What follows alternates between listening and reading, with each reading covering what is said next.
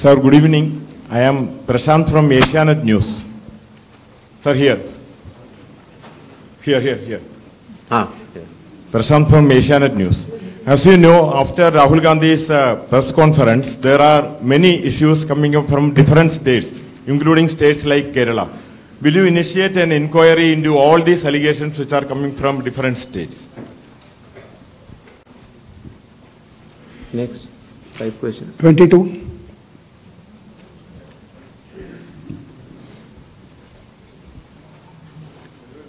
Sir.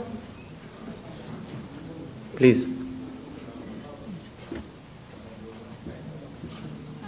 Yeah. Hi. Please. Yeah. Go ahead. Yeah.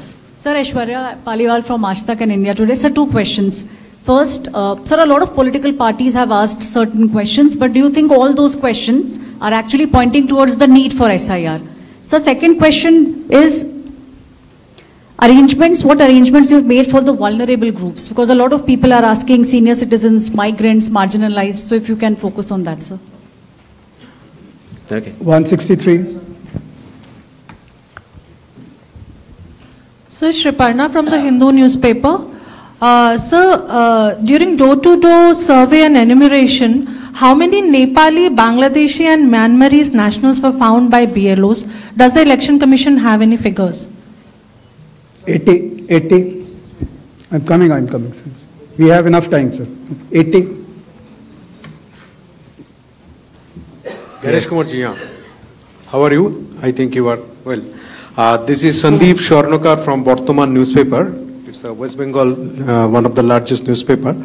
मेरा question ये है कि बिहार के बाद बंगाल में कब SIR शुरू हो रहा है? 164.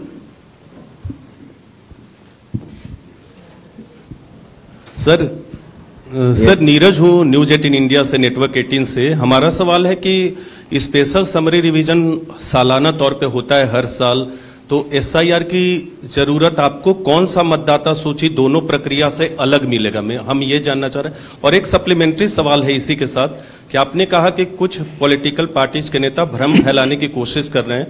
उनका यह भी कहना है, राहुल गांधी की मैं बात कर रहा हूं, थोड़ी देर पहले उन्होंने कहा है क्यों उन्हीं से शपथ पत्र सिर्फ मांगा जा रहा है, दूसरे लोग, दूसरी पार्टी के लोग जो सवाल कर रहे हैं उनसे क्यों नहीं? तो इन 5 सवालों को पहले ले लेते हैं।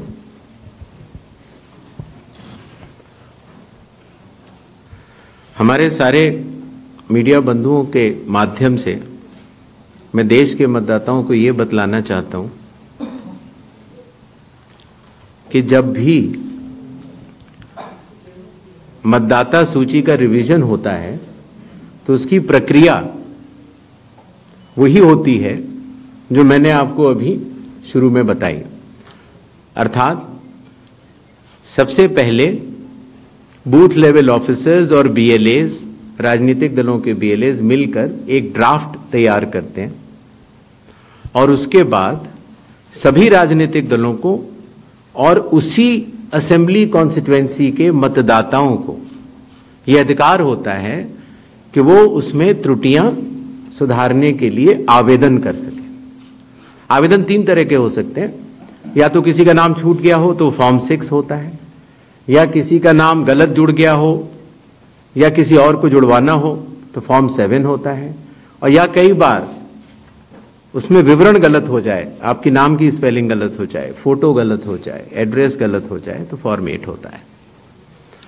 तो ये क्लेम्स एंड ऑब्जेक्शंस का जो पीरियड होता है ये बहुत महत्वपूर्ण होता है और इसमें सभी राजनीतिक दलों की भागीदारी और मतदाताओं की भागीदारी भी आवश्यक होती है। जब ये सारे क्लेम्स एंड ऑब्जेक्शंस आ जाते हैं तो उसके बाद जो उस इलाके का SDM होता है, जिसको कई जगहों पर इलेक्टोरल रजिस्ट्रेशन ऑफिसर भी बोलते हैं, जो कि स्टेट गवर्नमेंट का एक अधिकारी होता है, वो उस पर एक निर्णय लेता है और निर्णय करने के बाद एक अंतिम सूची का प्रकाशन करता है। ये प्रक्रिया में आपके माध्यम से सभी मतदाताओं को बताना चाहता हूं, जिससे कि उन्हें भी सनद रहे कि पूरी प्रक्रिया होती क्या है। तो एक बार जब एसडीएम की तरफ से अंतिम सूची प्रकाशित कर दी जाती है, और याद रहे कि प्रारूप अर्थात ड्राफ्ट सूची भी पॉलिटिकल पार्टी से शेयर की जाती है और अंतिम सूची भी पॉलिटिकल पार्टी से शेयर की जाती है, और आजकल चूंकि तकनीकी का जमाना है तो वेबसाइट पर भी इलेक्शन कमीशन की अवेलेबल होती है। इसके बाद भी अगर कोई भी त्रुटि रह जाए तो उस जिले के डीएम के पास एक अपील होती है, और अगर डीएम से भी उस त्रुटि का समाधान न निकले तो उसके ऊपर उस प्रदेश के चीफ इलेक्टोरल ऑफिसर के पास एक अपील होती है। जो अंतिम सूची प्रकाशित हो जाती है उसके ऊपर हो जाते हैं चुनाव। जब चुनाव होते हैं तो पॉलिटिकल पार्टीज अपने कैंडिडेट्स को खड़ा करती हैं और उन कैंडिडेट्स को यह सूची एक बार फिर दे दी जाती है कि इस सूची के ऊपर मतदान होगा, और यह सूची मतदान केंद्रवार दी जाती है।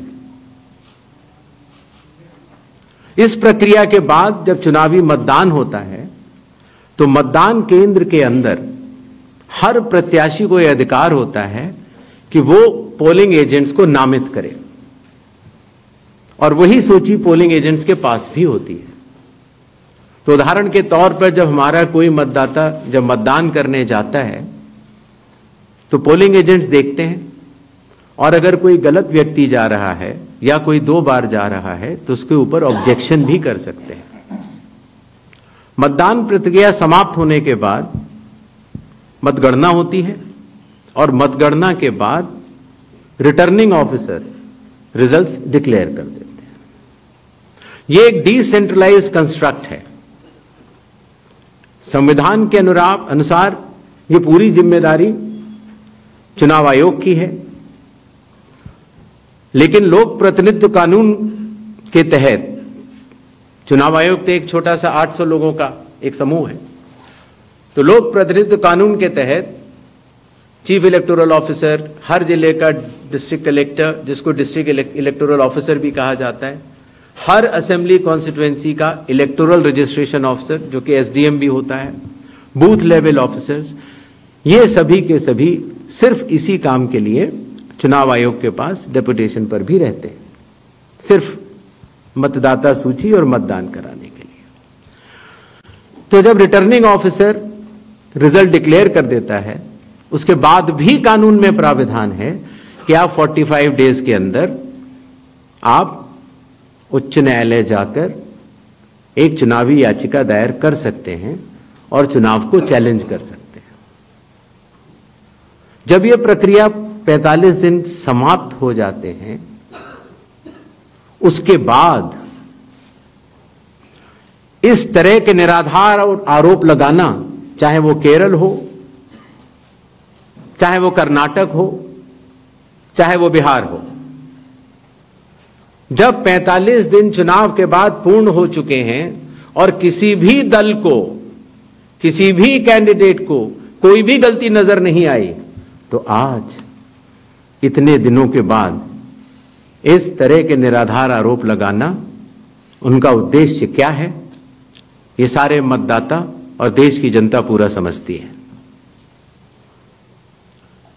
जहां तक स्पेशल इंटेंसिव रिवीजन की जरूरत क्यों पड़ी, और स्पेशल इंटेंसिव रिवीजन में और नॉर्मल जो रिवीजन हर साल होता है, दोनों में क्या फर्क है, यह बहुत अहम सवाल है। पिछले 20 सालों में हर साल रिवीजन होता रहा, और जो एनुअल रिवीजन होता है उसमें साधारण तौर से एब्सेंटी, शिफ्टेड और एक जिसे कहते हैं कि एक रैंडम तरीके से उसका रिवीजन कर लिया जाता है।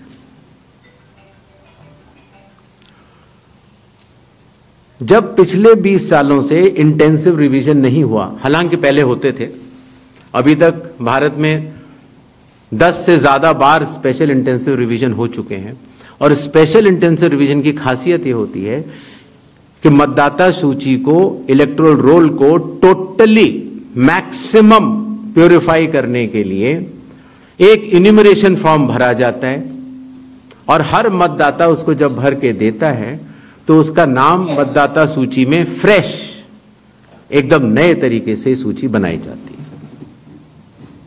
और यह इंटेंसिव रिवीजन इसलिए भी आवश्यक हो गया, एक तो सभी राजनीतिक दलों की लगातार शिकायतें आती जाती हैं कि साहब वहां पर वोट बढ़ गए, वहां पर वोट कट गए, इन लोगों का वोट सही बना, इन लोगों का वोट गलत बना।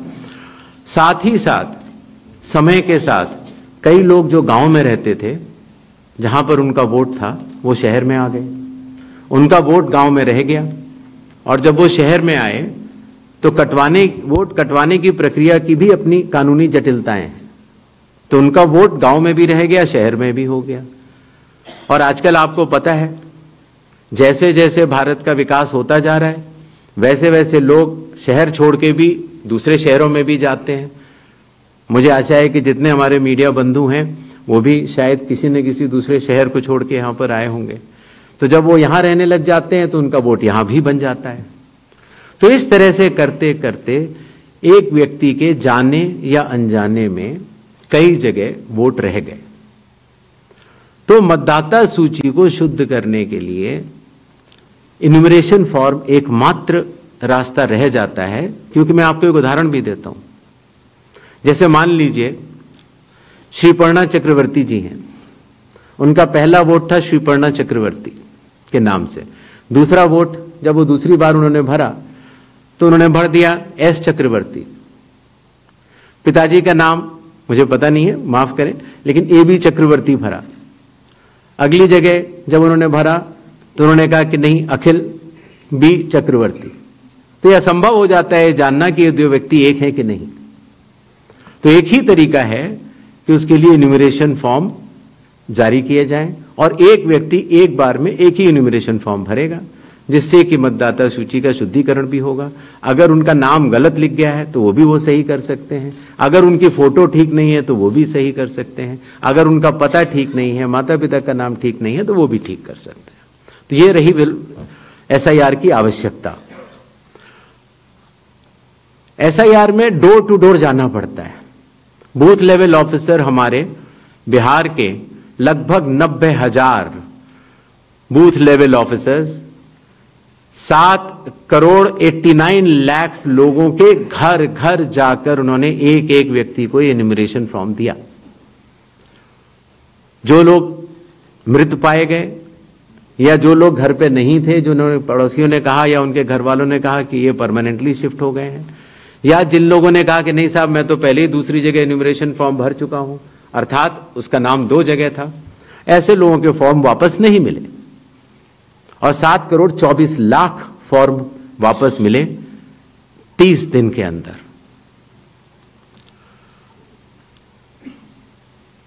इनमें से एक सवाल यह था कि कितने नेपालीज हैं और कितने बांग्लादेशीज। पहली बात तो मैं स्पष्ट कर देना चाहता हूं कि भारत के संविधान के अनुसार सिर्फ भारत का नागरिक ही एमएलए और एमपी का चुनाव कर सकता है। किसी और कोई अधिकार, किसी और देश के नागरिक को यह अधिकार प्राप्त नहीं है। अगर ऐसे लोगों ने इन्यूमरेशन फॉर्म भरा है तो एसआईआर की प्रक्रिया में अपनी पात्रता सिद्ध करने के लिए कुछ दस्तावेज भी मांगे गए, जिनकी गहन जांच 30 सितंबर तक होनी है। और ऐसे केस में जो ऐसे लोग हैं जो कि हमारे देश के नहीं हैं, गहन जांच के दौरान वो पाए जाएंगे और निश्चित तौर से उनका वोट नहीं बनेगा। जहां तक वेस्ट बंगाल के एसआईआर की तारीख की बात है, हम तीनों कमिश्नर्स एक उचित समय देखकर उसका निर्णय लेंगे कि कब वेस्ट बंगाल में होना है या देश के अन्य राज्यों में कब होना है। उसकी तारीखों का ऐलान आने वाले समय में उचित समय पर किया जाएगा।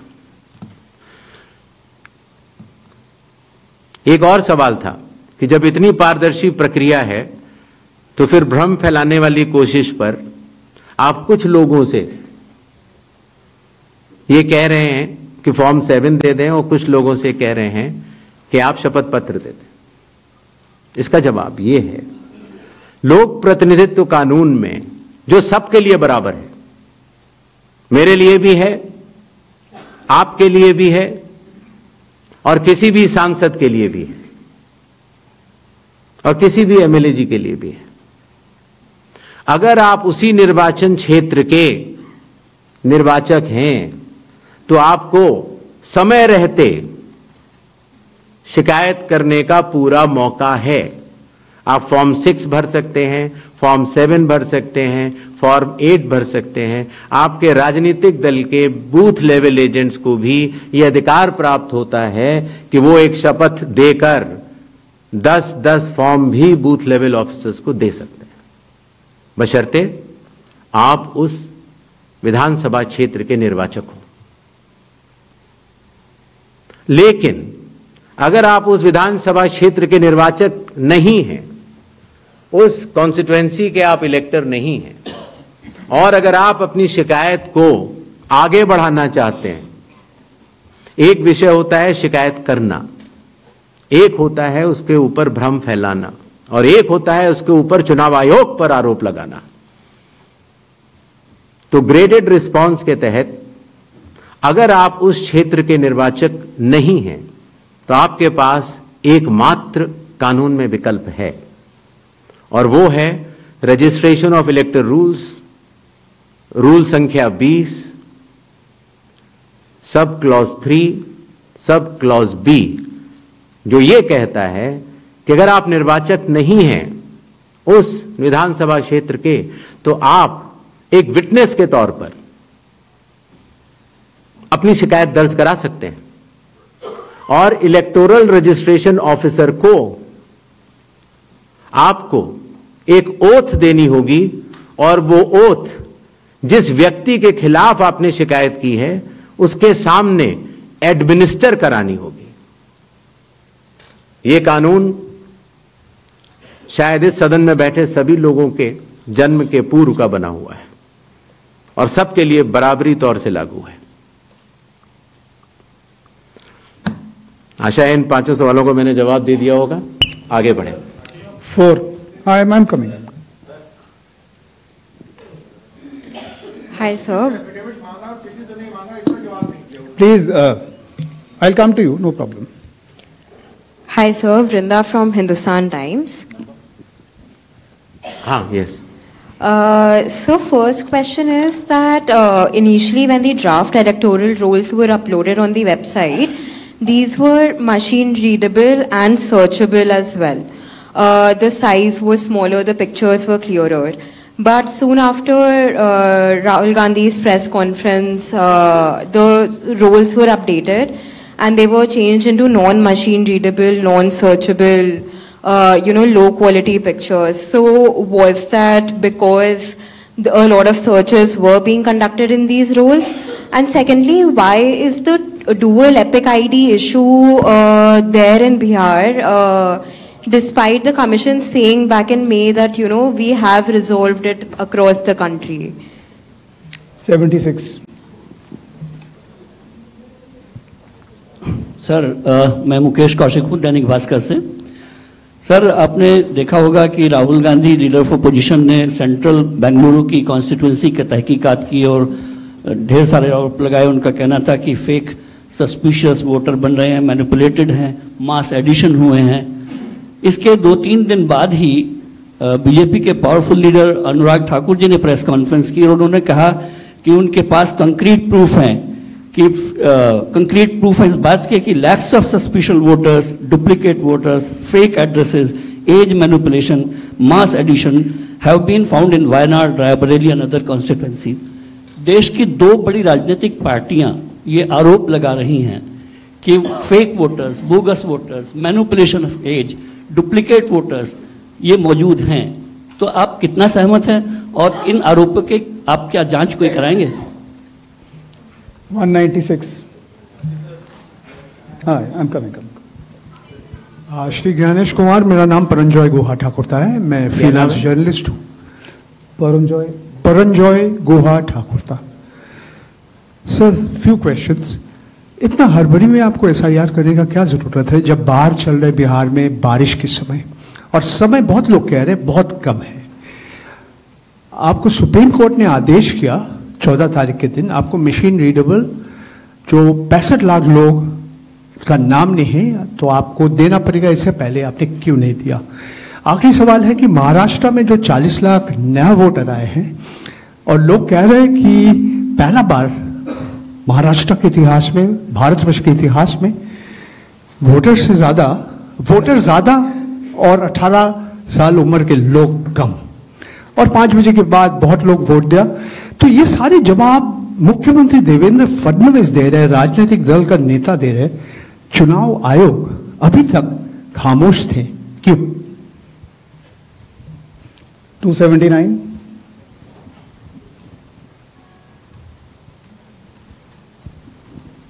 सर, मैं पीयूष पांडे हूं, टीवी 9 भारतवर्ष से। मेरा सवाल यह है कि एआई और डीप फेक जैसे तकनीकी खतरे भी मंडरा रहे हैं, राजनीतिक दल उसका प्रयोग भी कर रहे हैं। क्या चुनाव आयोग के पास इस पर शिकंजा कसने के लिए कोई कानूनी प्रावधान है, और क्या इसको लेकर के कोई कदम उठाया जा रहा है? दूसरा एक सवाल मेरा ये है कि सुप्रीम कोर्ट ने जब आदेश दिया तब चुनाव आयोग 65 लाख हटाए गए वोटरों की सूची जारी करने की दिशा में काम कर रहा है। क्यों राजनीतिक दलों के कहने पर पहले ऐसा नहीं किया गया? 147। We'll start the next round. Sir, मैं गौरव श्रीवास्तव, टाइम्स नाउ भारत से। मेरा सवाल ये है सर कि चूंकि हम लोग चुनाव आयोग भी देखते हैं, सुप्रीम कोर्ट में सुनवाई भी देखते हैं, बार बार ये सवाल उठा, और जिस बात को आप कह रहे हैं कि भारत का संविधान कहता है कि भारत का नागरिक ही वोट डाल सकता है, लेकिन भारत के नागरिक ही वोट डाले और चुनाव आयोग नागरिकता तय करे के बीच की जो एक पतली सी रेखा है, उसको लेकर जो कानूनी लड़ाई है वो कैसे सुलझने वाली है? और दूसरा ये कि जो ये बार बार विवाद आता है कि वोटर लिस्ट जो है वो सर्चेबल हो, फिर उसमें एक जैसे कई नाम है, क्या ऐसी कोई प्रक्रिया या आधार को लेकर जो चर्चा है कि अगर आधार से लिंक कर दिया जाए सिर्फ इस मकसद से कि एक व्यक्ति के पास दूसरा वोटर आईडी कार्ड न बनने पाए जब तक कि डेटाबेस में ऐसी जानकारी हो, इसके लिए आयोग क्या कदम उठा रहा है? ठीक, तो इन 5 अपने जर्नलिस्ट का मैं जवाब देता हूं।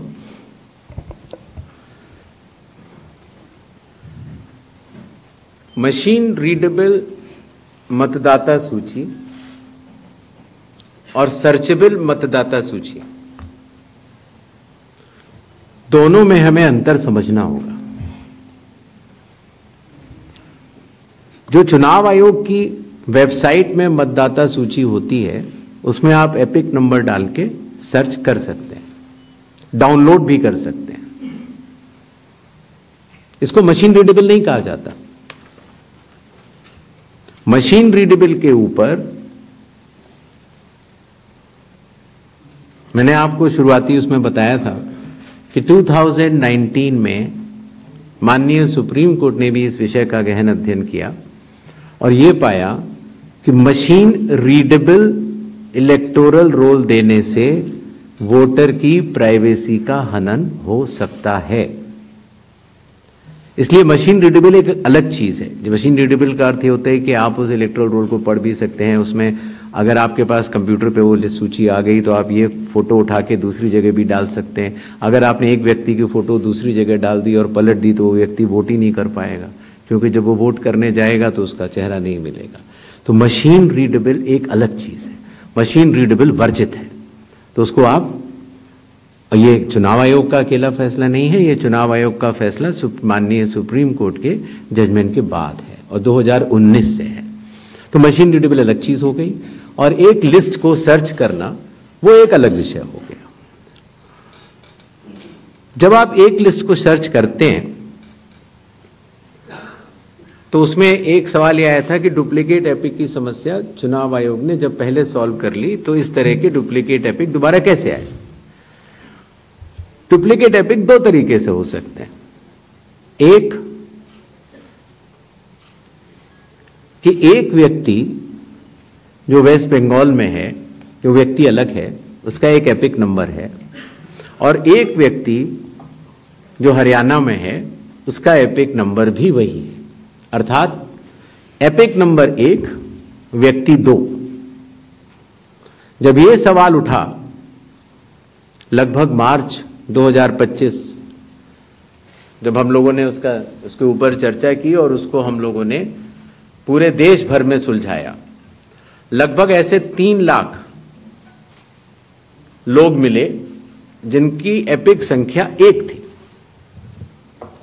तो उनकी एपिक संख्या बदल दी गई, जिससे एक ही एपिक से 2 लोग ना हो, एक ही नंबर के 2 लोग ना हो। दूसरी तरह की डुप्लीकेसी ऐसे आती है जब एक ही व्यक्ति का एक से ज्यादा जगह मतदाता सूची में नाम हो और उसका एपिक नंबर अलग हो, अर्थात व्यक्ति 1 एपिक अनेक। पहली वाली स्थिति ये थी एपिक 1 व्यक्ति अनेक। तो एपिक 1 व्यक्ति अनेक की समस्या तो चुनाव आयोग ने पहले सुलझा ली, लेकिन जब यह विषय आया कि एक ही व्यक्ति और उसके कई एपिक्स हैं, तो कुछ केसेस में जब शिकायत आई तो हम लोगों ने तहकीकात की, तो ये समझ में आया कि जो व्यक्ति, जैसे मैंने आपको बताया था कि अगर वो गांव में रहता था तो वहां उसका एक जगह नाम था, फिर वो शहर में आया, फिर वो वहां से चलते चलते दिल्ली या बंबई पहुंच गया और उसने अपना पुराना नाम डिलीट नहीं कराया। पहले यह संभव नहीं था। 2003 से पहले नाम अगर आपको पुरानी जगह से कटवाना है तो कोई वेबसाइट नहीं थी इलेक्शन कमीशन की जिसमें एक ही जगह सारा डेटा हो। हर स्टेट की अलग अलग वेबसाइट थी। तो नतीजा, अगर आप पटना से चल के दिल्ली आ चुके हैं और आप पटना का वोट कटवाना चाह रहे थे तो आप एक पत्र लिख सकते हैं। अब उस पत्र के ऊपर कार्रवाई हुई, आपने सही जगह भेजा, नहीं भेजा और आपका वहां वोट नहीं कटा, आप दिल्ली आ चुके, आपका यहां नया मतदाता सूची में नाम आ गया, आपके पास एक नया एपिक नंबर है। तो 2003 से पहले चूंकि तकनीकी सुविधा अवेलेबल नहीं थी, तो इस तरह के बहुत लोग जो माइग्रेट कर करके अलग अलग जगह गए, उनके नाम कई जगह आ गए।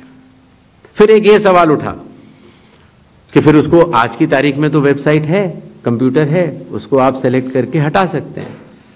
लेकिन वही मैं बात आपको बताना चाह रहा था, चुनाव आयोग मतदाताओं के साथ चट्टान की तरह खड़ा होता है। अगर किसी के कहने से मैं आपका वोट काट दूं या किसी के कहने से मैं ये मानूं कि पीयूष जी के नाम के, अगर आपको अंदाजा न हो तो अगर पीयूष जी के नाम को अगर आप 100 करोड़ में सर्च करेंगे तो आपको हजारों लोग मिलेंगे। अब कौन से पीयूष जी का नाम काटा जाए, कौन से पीयूष जी 2 हैं ये? तो अगर इसको जल्दीबाजी में किया जाएगा तो किसी भी मतदाता का नाम गलत कट सकता है, आपकी जगह किसी और का कट जाए। इसलिए शायद पिछले 20 सालों में टेक्नोलॉजी तो थी, लेकिन टेक्नोलॉजी का उपयोग करके किसी का मतदाता सूची से नाम काटा जाए, ये गलत होगा। और इसीलिए चुनाव आयोग ने ऐसा नहीं किया।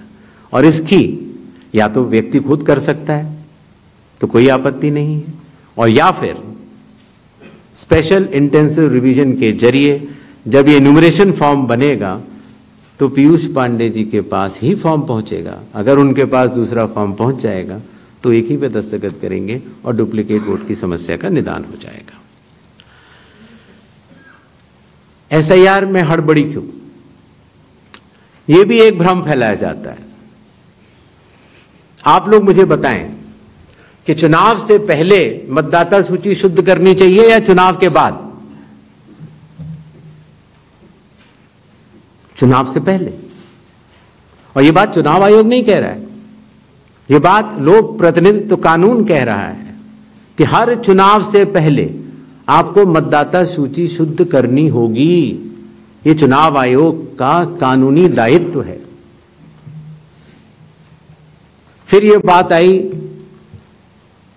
कि 7 करोड़ से ज्यादा बिहार के मतदाताओं तक क्या चुनाव आयोग पहुंच पाएगा? हकीकत आपके सामने है। जब 24 जून से यह कार्रवाई शुरू हुई तो यह पूरी प्रक्रिया लगभग 20 जुलाई तक ही समाप्त हो गई। फिर यह बात आई कि साहब जुलाई में क्यों? उस समय मौसम अच्छा नहीं होता। तो आपकी जानकारी के लिए मैं बताना चाहता हूं कि बिहार में इसके पहले भी 2003 में SIR हुआ था और उसकी तारीख थी 14 जुलाई से 14 अगस्त और तब भी सफलतापूर्वक हुआ था और इस बार भी सफलतापूर्वक सबके इन्यूमरेशन फॉर्म्स वापस आ गए। एक और सवाल पूछा गया कि माननीय सुप्रीम कोर्ट के कहने से हम लोगों ने ये मशीन रीडेबल फॉर्मेट क्यों दिया। माननीय सुप्रीम कोर्ट ने ये स्पष्ट कहा है कि हर जिले की अलग वेबसाइट बनाई जाए और हर जिले की वेबसाइट पर एपिक नंबर से सर्च होने वाली सूची रखी जाए।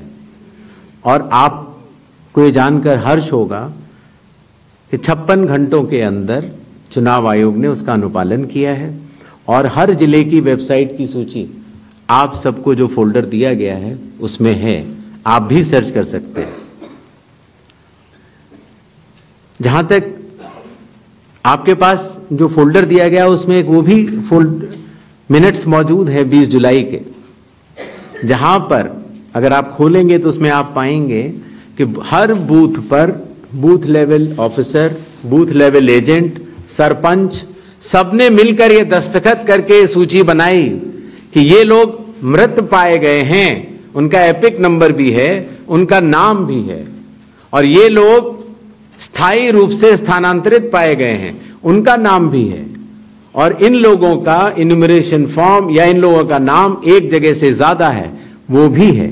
आप उस सूची को देखें तो ऐसा नहीं है कि चुनाव आयोग ने ये लिस्टें साझा नहीं की थी, लेकिन चूंकि इसका अंतिम निर्णय अभी ERO ने नहीं लिया था, इसीलिए ये सूचियां राजनीतिक दलों को दे दी गई थी और कुल मिलाके जिन लोगों के इन्यूमरेशन फॉर्म नहीं आए वो 1 अगस्त को जब ड्राफ्ट लिस्ट दी गई थी राजनीतिक पार्टियों को, वो भी दस्तावेज आपको दिए गए हैं जिसमें कि हर पॉलिटिकल पार्टी ने साइन करके ये लिस्ट ली है, जिसमें कहा है कि ये वाले नाम तो आ चुके हैं प्रारूप सूची में और ये वाले नाम नहीं आए हैं। हर जिला प्रेसिडेंट ने उस लिस्ट को सत्यापित किया है 1 अगस्त को और अपने टेस्टिमोनियल्स भी दिए हैं। तो ये सूचना और भी लोगों तक पहुंचे, आप तक भी पहुंचे। चुनाव आयोग तो पारदर्शिता का स्वागत करता है और ये बहुत ही अच्छी बात है। शायद इससे अगर कुछ लोग जो छूट गए हों अगर वो नाम दे पाए तो चुनाव आयोग का तो नारा है हर पात्र मतदाता को सूची में लाना है और हर अपात्र मतदाता को सूची से हटाना है। तो उस उद्देश्य में ये हमारी मदद कर रहा है। AI और डीप फेक हमारे लिए वास्तव में चुनौती है। अभी कल किसी एक ट्विटर हैंडल पर एक AI जनरेटेड वीडियो थी जो कि सत्य से परे, लेकिन इस तरह की चुनौतियों का सामना करने के लिए चुनाव आयोग तो भरसक प्रयास करेगा, लेकिन कानून के दायरे में ही रहकर कर सकता है।